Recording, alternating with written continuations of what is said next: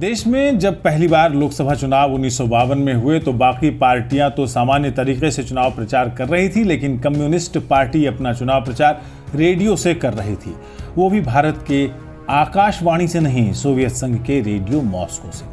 इसी दिलचस्प कहानी को लेकर आया हूं मैं। पेश है इलेक्शन की कहानियां। मैं हूं मंजीत ठाकुर। भारतीय जनसंघ के संस्थापक श्यामा प्रसाद मुखर्जी नेहरू मंत्रिमंडल के सदस्य रह चुके थे। उसी तरह भारतीय संविधान की मसौदा समिति के अध्यक्ष डॉक्टर भीमराव अंबेडकर भी नेहरू मंत्रिमंडल में काम कर चुके थे। अंबेडकर ने मंत्रिमंडल से इस्तीफा देकर चुनाव से ठीक पहले शेड्यूल्ड कास्ट फेडरेशन की स्थापना की थी। अपने भाषणों में उन्होंने कांग्रेस पर हमला बोलते हुए कहा था कि उसने पिछड़ी जातियों के उत्थान में कोई योगदान नहीं दिया था। सन 1952 के चुनाव में अधिकतर जनसभाओं के जरिए और घर घर जाकर ही चुनाव प्रचार किया गया था। एक ब्रिटिश विश्लेषक थे डॉक्टर लॉर्ड बर्डवुड। उन्होंने अपने लेख में लिखा था, जिसका शीर्षक था अ कॉन्टिनेंट डिसाइड्स, कि दिल्ली की दीवारों, सड़कों और यहाँ तक कि मूर्तियों तक पर चुनाव प्रचार के पोस्टर लगे हुए थे। पश्चिम बंगाल में लोगों ने चुनाव प्रचार का अनोखा तरीका निकाला था। आवारा मवेशियों के पीठ पर लिखा होता था, कांग्रेस को वोट दीजिए। ये समय अलग था, चुनाव प्रचार के तरीके भी अलग थे।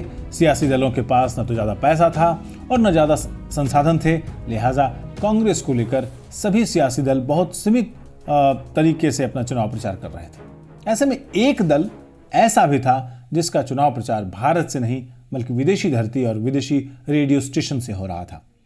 भारत की आज़ादी से पहले सोवियत संघ की नज़रें भी भारत पर आकर टिकी हुई थी।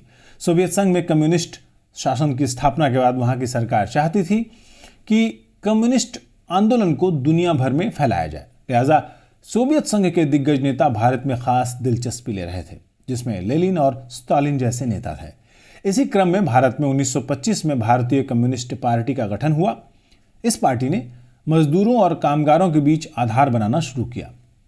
पहले आम चुनावों में यानी 1952 में भारतीय कम्युनिस्ट पार्टी जब मैदान में उतरी तो सोवियत संघ के तत्कालीन प्रमुख स्टालिन इन चुनावों में खास दिलचस्पी लेने लगे।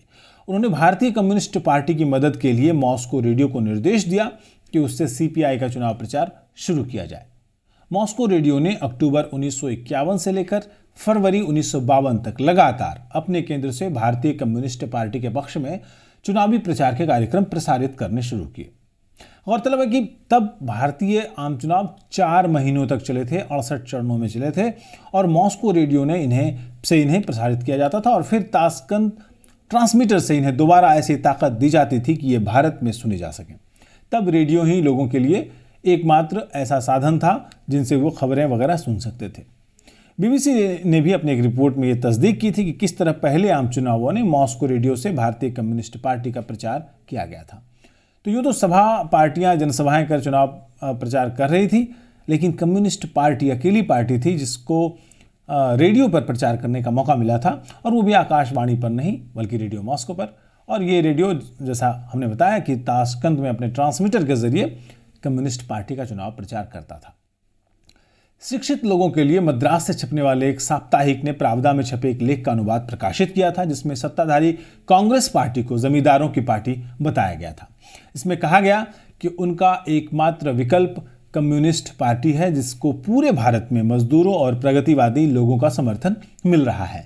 इसमें कहा गया कि उनका एकमात्र विकल्प कम्युनिस्ट पार्टी इसलिए भी है क्योंकि इसके पास मजदूरों का समर्थन भी है। वैसे भी भारत में कम्युनिस्ट पार्टी की इमेज तब इसलिए खराब हो चुकी थी क्योंकि उसने गांधी जी के भारत छोड़ो आंदोलन में शामिल नहीं होने का फैसला किया था। पार्टी ने आज़ादी के बाद के भारत में सशस्त्र संघर्ष के माध्यम से राज्य सत्ता के परिवर्तन पर भी अपना रुख जताया था।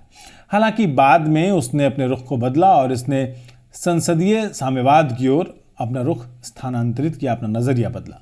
तेलंगाना विद्रोह के बाद भारतीय कम्युनिस्ट पार्टी को देश के कुछ हिस्सों में अवैध घोषित कर दिया गया था। संगठनात्मक तौर पर ये बहुत ही खराब स्थिति में थी। चुनावों के दौरान सीपीआई के बहुत से कार्यकर्ता जेल में बंद थे। मुख्य दलों के अलावा मद्रास में द्रविड़ कड़गम, पंजाब में अकाली और बिहार में झारखंड पार्टी जैसे क्षेत्रीय दल भी चुनाव में हिस्सा ले रहे थे। श्यामा प्रसाद मुखर्जी और जयप्रकाश नारायण बहुत अच्छे वक्ता थे और उनकी चुनावी सभाओं में लोगों की बहुत भीड़ उमड़ कर आती थी। चुनाव से तुरंत पहले राजनीतिक विश्लेषक रिचर्ड पार्क ने एक लेख में लिखा था कि भारत के प्रमुख राजनीतिक दल और चुनाव कार्यकर्ता चुनाव प्रचार की बारीकियों, मुद्दों के नाटकीय प्रस्तुतिकरण, राजनीतिक भाषणों और राजनीतिक मनोविज्ञान में महारत हासिल करने में किसी दूसरे देश से कम नहीं थे। हालांकि ये आज़ाद भारत का पहला चुनाव था। 1952 के चुनाव का पहला वोट 25 अक्टूबर 1951 को हिमाचल प्रदेश की चीनी तहसील में डाला गया और उसी दिन ब्रिटेन में भी मतदान शुरू हुआ। अगले दिन ही चुनाव परिणाम आ गए ब्रिटेन में और सत्ताधारी लेबर पार्टी को हराकर कंजर्वेटिव पार्टी के विंस्टन चर्चिल एक बार फिर ब्रिटेन के प्रधानमंत्री बन गए। लेकिन चीनी यानी हमारे भारत वाले चीनी के मतदाताओं को चुनाव परिणाम के लिए महीनों का इंतजार करना पड़ा, क्योंकि देश के दूसरे भागों में जनवरी और फरवरी 1952 में जाकर ही मतदान कराया जा सका। सबसे अधिक 80% मतदान केरल के कोट्टायम चुनाव क्षेत्र में हुआ, जबकि मध्य प्रदेश के शहडोल चुनाव क्षेत्र में सबसे कम 20% वोट डाले गए। पूरे देश में व्यापक अशिक्षा के बावजूद करीब 60% मतदाताओं ने अपने मताधिकार का इस्तेमाल किया था। भारतीय जनतंत्र में लोगों के विश्वास की सबसे बड़ी मिसाल हैदराबाद से आई, जहां कुछ साल पहले तक भारत सरकार के खिलाफ मोर्चा खोलने वाले निजाम हैदराबाद ने सबसे पहले आकर मतदान किया।